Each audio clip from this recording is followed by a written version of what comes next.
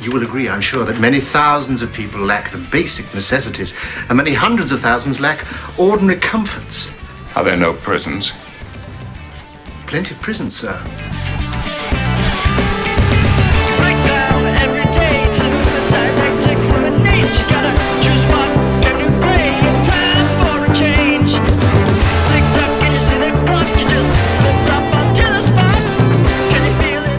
I used to work for a welfare rights charity that helped people navigate the labyrinth of the UK's welfare rights system. Every single day I'd sit down and I'd answer phone call after phone call after phone call to desperate, angry, sometimes abusive, but really just scared people. And I'd mostly tell them that because of the sheer volume of people that needed help, I usually couldn't help them. I usually couldn't get them an appointment to see a welfare rights advisor or a debt advisor. I was normally just an impotent voice on the end of a phone to someone who just needed somewhere to turn to for help. And the moment I knew I had to quit this job was when I had a nightmare the night before our work Christmas party. I was at home for Christmas, happy and carefree, wearing my most classy Christmas attire, drinking a classy Christmas drink, when suddenly my mobile phone started ringing.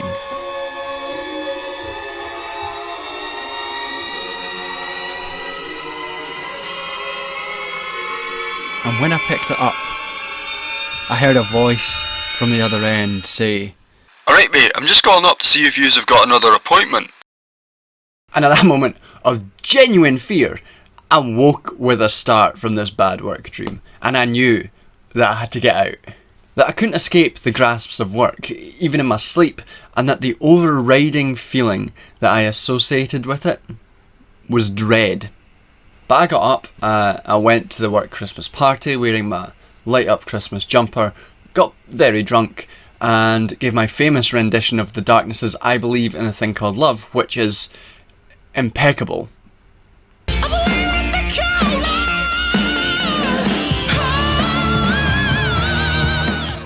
And a short 4 months later, I quit my job and moved back to my parents to save money. But 2 years later, I can still remember that dream and the dread which accompanied it so vividly. So that's what this video is about. My terrible job, what that job says about the wider welfare system in the UK and the system of neoliberalism. And crucially, how that job was essentially bullshit. Part 1. My worst job. First, let me explain just a typical thing we deal with in this job, just to give you a flavour, a soupçon of what we deal with. One of the most common issues that we deal with was applications for the Disabilities Benefit Personal Independence Payment, or PIP. The application for this benefit is a complex 40-page document which even those well-educated applicants found incredibly challenging to fill out. Even after we'd provided professional support to fill out this monster application, a significant number of people still had their PIP claims rejected, at which point they'd enter into a long and protracted appeals process which could take upwards of 6 months or even a year to get through, during which their only recourse to support was through job seekers allowance or universal credit, both of which had really stringent requirements on the applicant to constantly be seeking work. Which obviously, if you're applying for a disability benefit, can be incredibly difficult.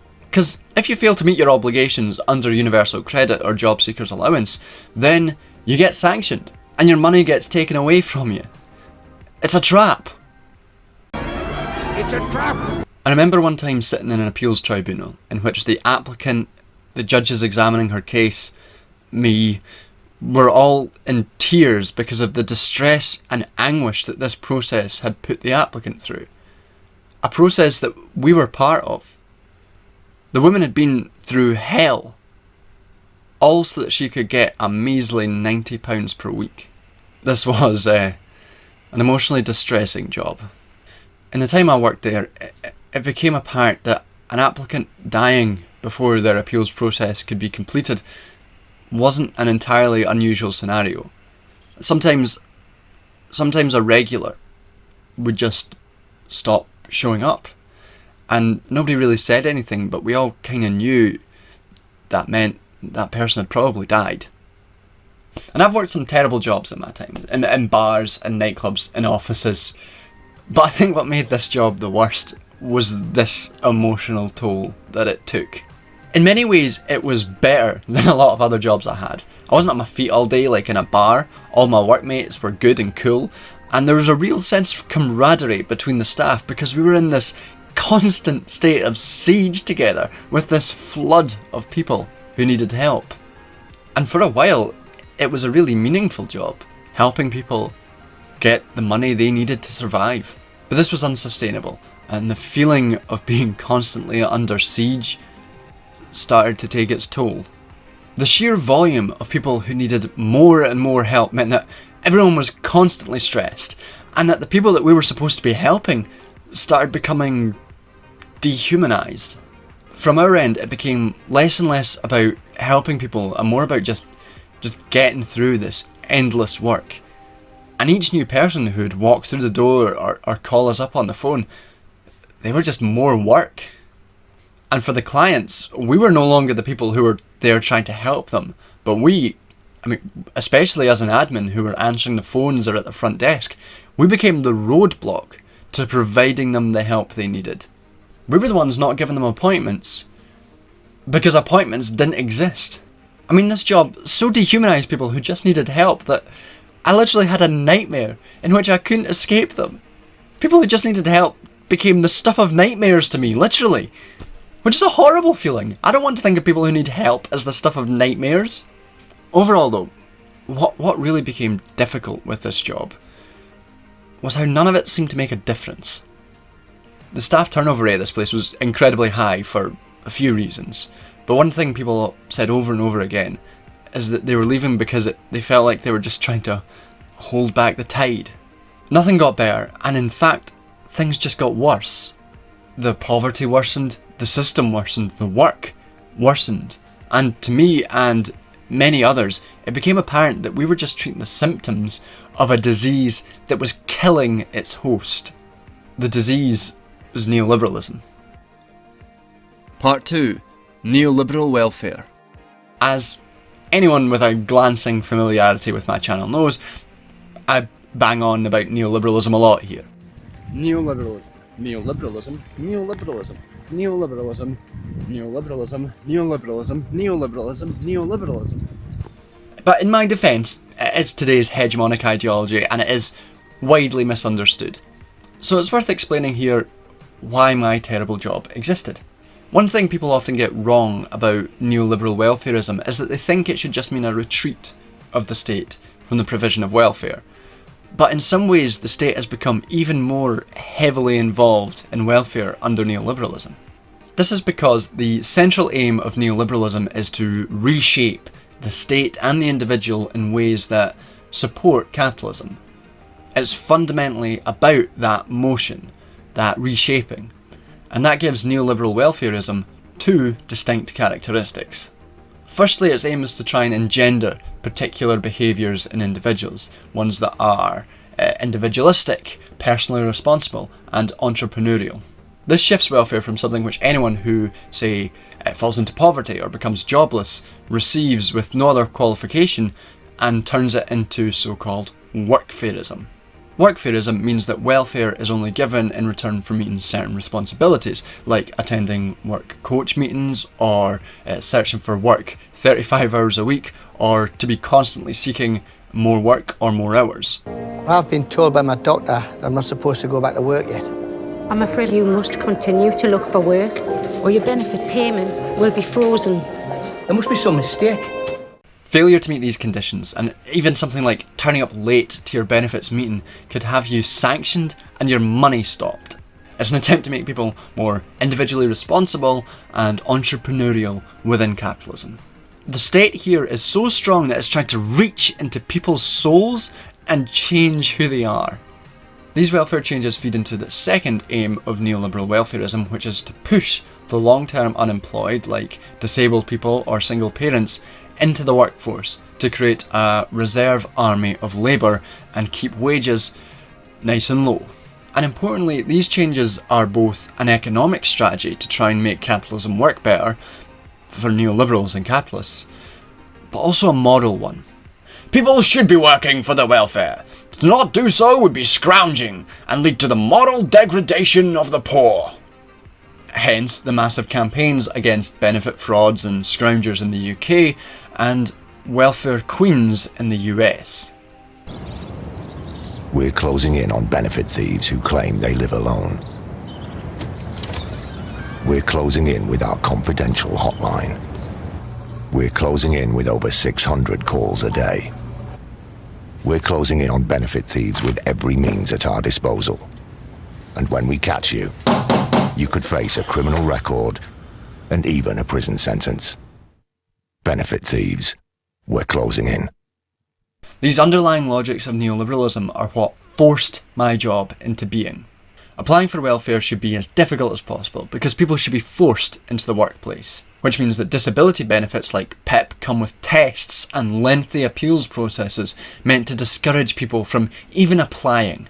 If people feel that they must apply for a benefit, then they have to meet certain behavioural standards, which means the creation of a whole bureaucracy to monitor and administer it.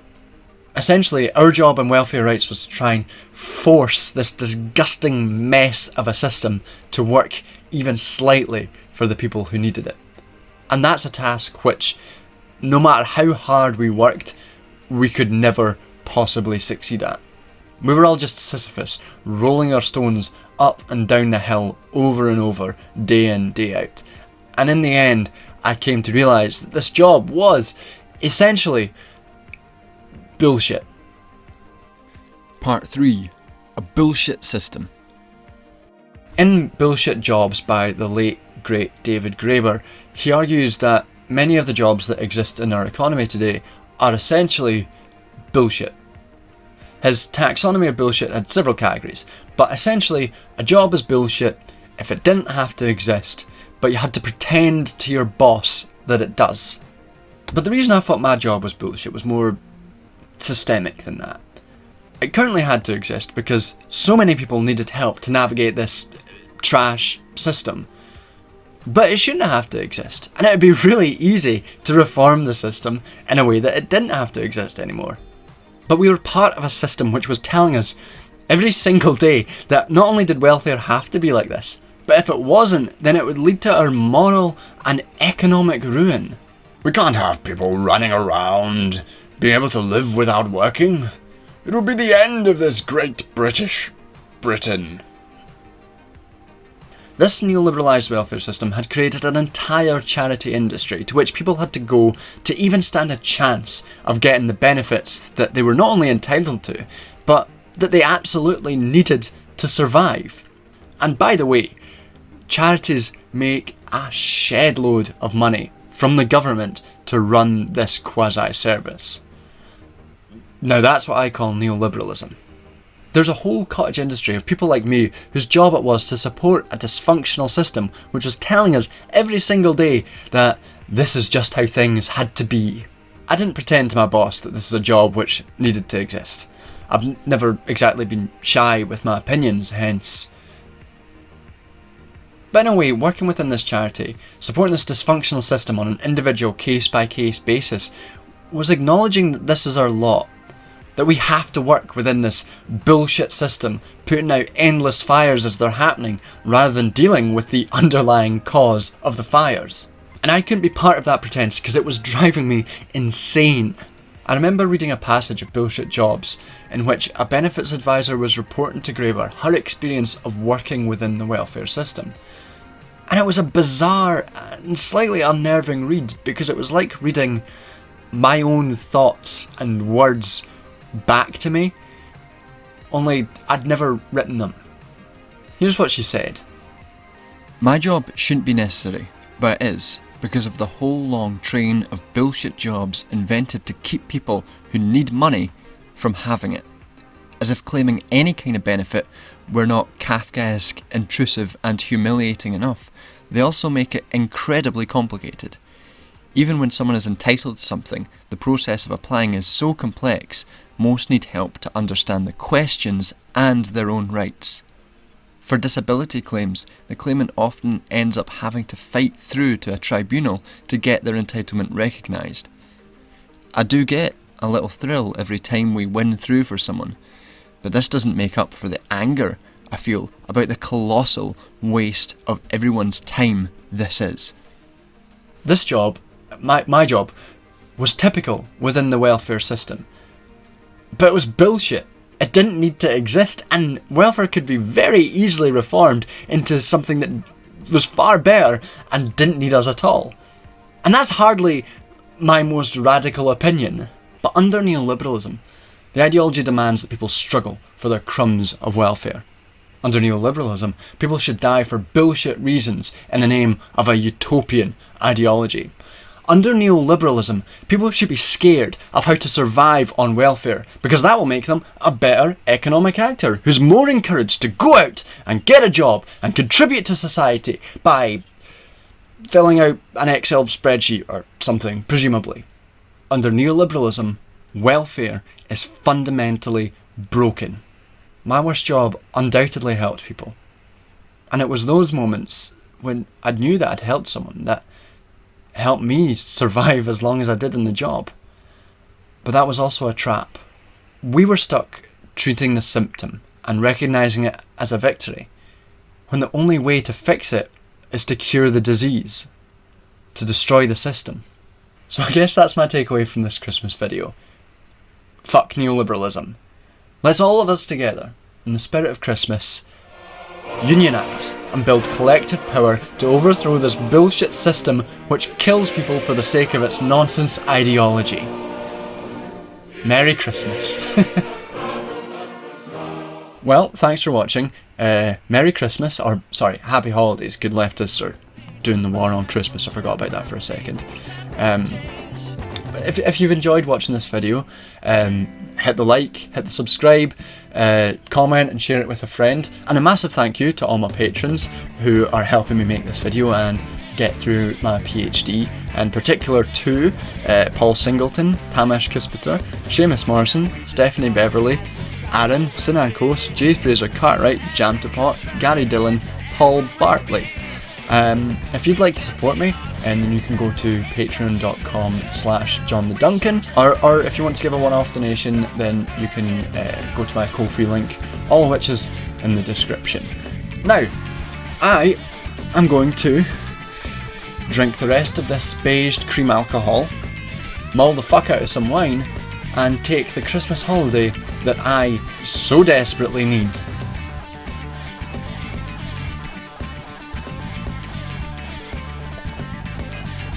Oh god, that's good. Good beige creamed alcohol. Happy holidays.